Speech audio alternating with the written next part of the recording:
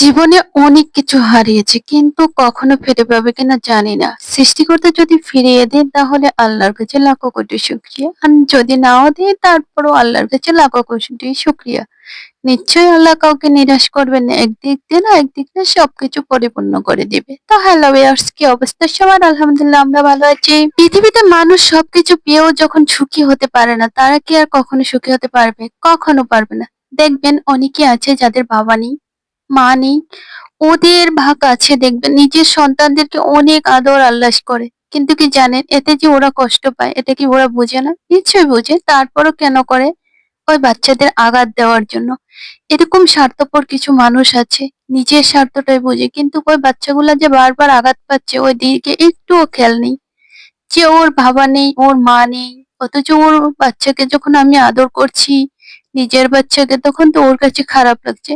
আদর কর না ভাই, একটু দূরে কর, বাচ্চাদের সামনে করছো কেন? ওদের তো বাবা নেই, ওরা তো বাবার কষ্টটা বোঝে। ওদের তো মা নেই, মায়ের কষ্টটা বোঝে। কিন্তু তোরা কেন বুঝোস না রে? যাক, এরকম কিছু হতভাগা লোক আছে যারা হচ্ছে এই জিনিসগুলো বাচ্চাদের আঘাত করার জন্য বারবার করে থাকে। কিন্তু এরা যে প্রচুর কষ্ট পায় তারা কিন্তু এই জিনিসটা বোঝে না।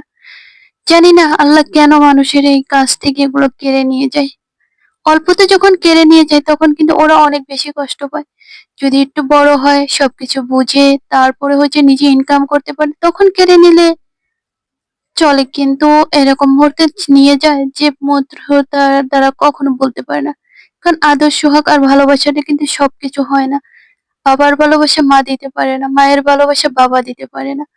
উম এরকমই হচ্ছে, যার যার ভালোবাসাটা তার তার কাছে আছে। এটা কেউ অন্যজন দিতে পারে না। করার কিচ্ছু নেই, সবকিছু মেনে নিতে হয়। কিন্তু এই জিনিসগুলো না অনেক কষ্ট লাগে। যখন দেখি এ বাচ্চাদের সামনে এরকম করে না তখন অনেক বেশি কষ্ট লাগে। কারণ নিজেও তো বোঝেন যে আমি বাবা আছি বলেই তো আমার সন্তানদেরকে আদর ও সোহাগ করতে পারছি। কিন্তু আমি বাবাটা যদি না থাকতাম তাহলে আমার বাচ্চাদের কে আদর সোহাগ করতো? এরকম না করাটাই ভালো। তো যাক, আমি ঈদের দিন আজকে অনেক রকমের পিঠা বানিয়েছিলাম। এই পিঠাগুলো হচ্ছে সবই হচ্ছে শুকনা পিঠা। পিঠাগুলো বানিয়ে আমি এখানে গুছিয়ে গেছে রাখছি, কারণ আমার সময়টা অনেকই ছিল। এগুলো ঈদের দিন সকালের ভিডিওগুলা। যেহেতু অনেক রকমের পিঠা বানিয়েছি, ভেজেছি, সেই পিঠাগুলো তোমাদের সাথে শেয়ার করছি। মানে এখানে ৩-৪ রকমের পিঠা আছে। একসাথেই পিঠাগুলো আমি ভেজে নিচ্ছি। অল্প, অল্প ভেজে নিচ্ছি, বেশি পিঠা ভাজি নাই। কারণ সময়টা ছিল না আর হাতে কাজ করতে কিছুই ভালো লাগছিল না। যেহেতু আমি গ্রামে যাই নাই, এখানেই ছিলাম।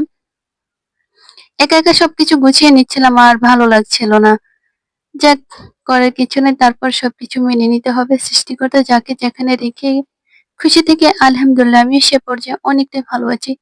লাখো কোটি শুকরিয়া। তো তোমরা অনেকেই জানো যে আমার বাড়ির কাজ চলতেছে, সেজন্য কিন্তু আমি বাসা থেকে যেই নাই। কারণ এখানে হচ্ছে মিস্ত্রি ওয়ার্কাররা ছিল, সবাই চলে গেছে আর বাসাটা একেবারে ফাঁকা। রড, সিমেন্ট সবকিছু হচ্ছে বাহিরে। কখন কি হয় বলা যায় না।